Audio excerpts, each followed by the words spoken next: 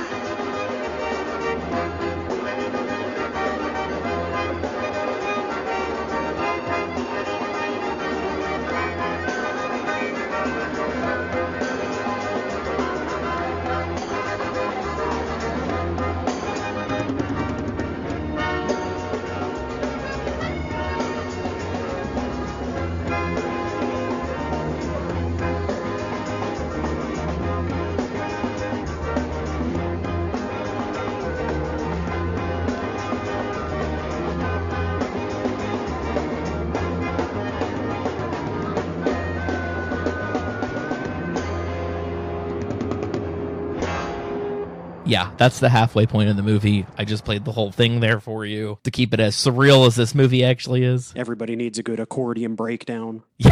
Hey, he needed a break. He's had a long night, and the only way to get over the stress that he's had is to play some accordion with a bunch of other guys also playing accordion and guitar and drums. Yes, it's an amazing scene. If you're gonna not watch this movie, which you should watch it, but if the surreal stuff throws you off because it's batshit crazy, go online and at least watch the accordion bit. Yeah, get into that. His next assignment is a murder of a guy that is him. When he kills him, it seems like he's trying to fake his own death by dressing the other guy as him, and then the other guy stabs him in the neck, and then they both bleed out together, but he somehow survives because it's all just an act. He's not a real person. He's not a real person. Is then the next time he's driving down the streets in his limousine, and again he sees himself as a banker this time and shoots himself, and then he gets shot down by the bodyguards. But again, it's all just an act. He's fine. His driver picks him back up and just says he's a little confused. Then we get our big Kylie Minogue scene. It's a full-on Broadway style musical number. She's an actor that drives around in a limousine like he does, and they have a history together, or it's apart. Yeah, we don't know. Then she kills herself with her boyfriend. Again, A la Vertigo. we can't tell if this is an act, although they were pretty splattered on the ground, so may or may not be real. But they were laying on the ground before we saw them, so... Yeah, could all be fake. We just don't know. Then he gets to be an old man. Reminds us of 2001: A Space Odyssey.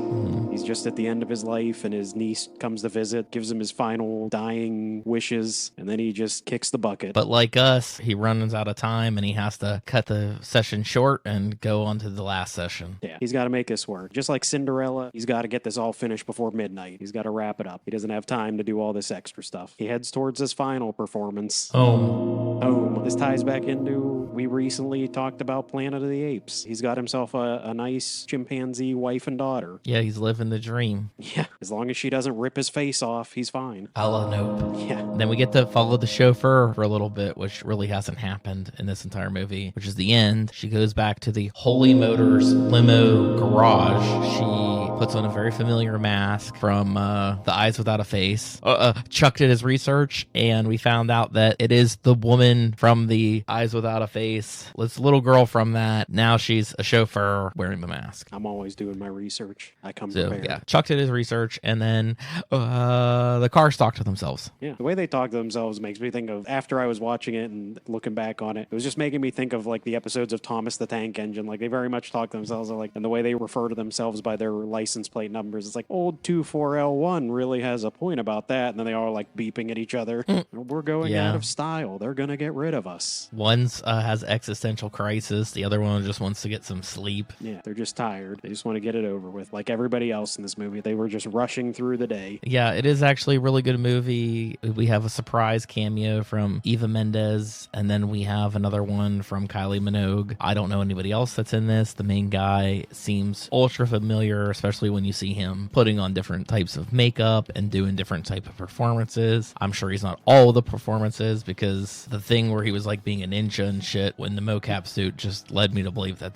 was probably a stunt guy in there. You're saying this 65-year-old French man couldn't be a ninja? No. All right. That's where I draw the line. That's where you draw the line on believability in this film. Yes, right then and there. All right. That is the speed run of Holy Motors. You can watch it almost virtually anywhere, although I'd recommend not watching it anywhere and maybe paying for it and not having to. I had to watch a bunch of Spanish Febreze commercials. You don't want to watch 40 Spanish Febreze commercials. I feel like that really just helps with the immersion of the film and the surreal nature. It might add something, yeah. It'd be cool if you could watch it in theaters with the Febreze commercials. Yeah. What if you came back and you were like, I like that movie, but I can't believe they had so many ads running, and be like, no, that's part of the movie. Yeah, that's right. Yeah, they recorded 40 Febreze ads and ran them through the film, even when it was in theaters. The It's on 40 DVD Febreze too. ads are the movie, yeah.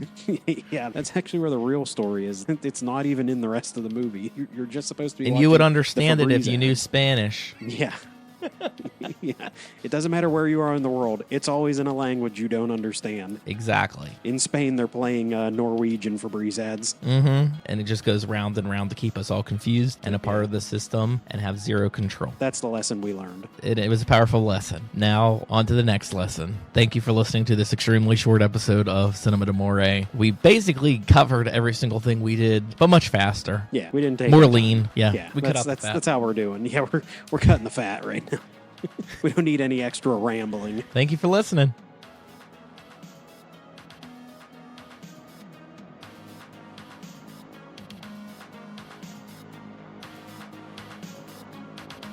We are Cinema d'Amore. Follow us on Facebook and Twitter to stay up to date with news and information on upcoming episodes.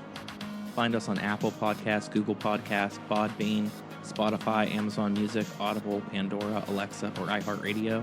It would be greatly appreciated if you subscribe to our podcast on your platform of choice. We also appreciate feedback, so rate us, review us, and let us know what you think.